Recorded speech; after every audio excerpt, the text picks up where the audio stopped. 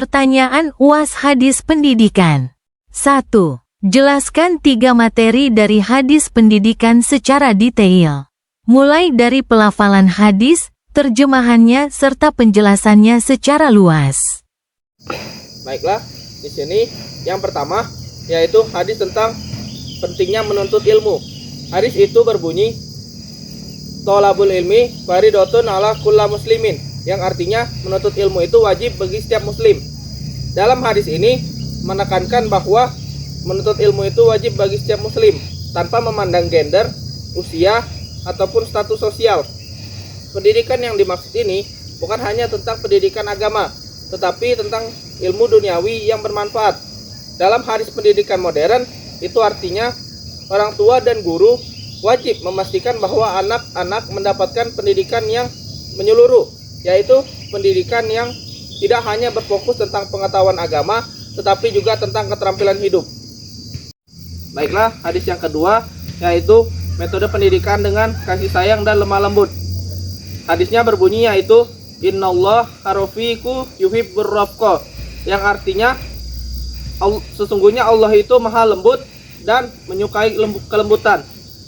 Dalam hadis ini menjelaskan bahwa pendidikan itu harus dilakukan dengan lemah lembut. Artinya pendidikan harus dilakukan dengan pelan-pelan ataupun dengan lemah lembut, sehingga anak-anak pun mengerti apa yang diajarkan kepada mereka. Kemudian hadis yang ketiga yaitu tentang hadis pendidikan akhlak dan etika. Hadisnya berbunyi yaitu Innama bu'istu liutamama makarimal akhlak.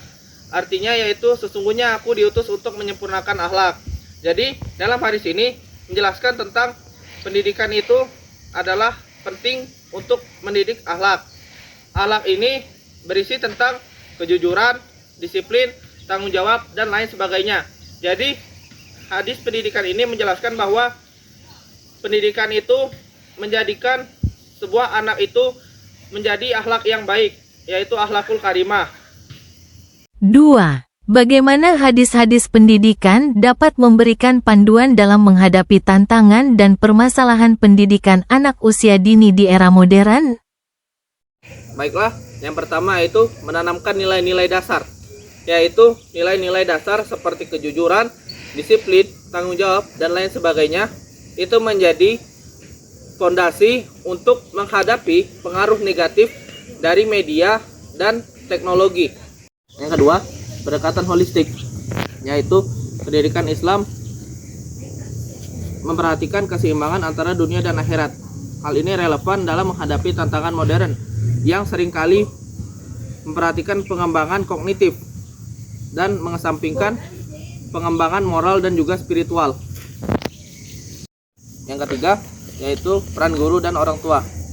Jadi peran guru dan orang tua yaitu memiliki peran sentral dalam dunia pendidikan. Hal ini dapat menjadi acuan dalam memperkuat hubungan antara keluarga dengan sekolah yang mendidik anak. 3. Bagaimana cara kita mengintegrasikan nilai-nilai hadis ke dalam kurikulum pendidikan yang ada? Baiklah, caranya yang pertama yaitu menanamkan nilai-nilai Islam ke dalam kurikulum. Nilai-nilai Islam seperti kejujuran, disiplin, tanggung jawab, dan lain sebagainya bisa diintegrasikan ke dalam kurikulum yang ada di dalam era pendidikan modern seperti sekarang. Contohnya, misalnya mata pelajaran bahasa Indonesia itu bisa dimasukkan hadis-hadis tentang pentingnya kejujuran ataupun kedisiplinan terhadap mata pelajaran tersebut. Yang kedua, pengembangan karakter, yaitu membuat program untuk menanamkan nilai-nilai karakter yang baik kepada anak dengan melakukan kegiatan rutin seperti sholat berjamaah dan juga pembiasaan amal yang baik seperti bersedekah. Baiklah, yang ketiga yaitu pelatihan guru. Guru diajarkan untuk menerjemahkan nilai-nilai hadis ke dalam metode pengajaran yang diajarkannya.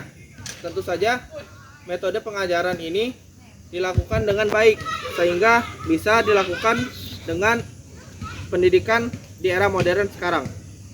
Baiklah, mungkin itu saja yang bisa saya sampaikan. Saya akhiri. Wassalamualaikum warahmatullahi wabarakatuh. Bismillah.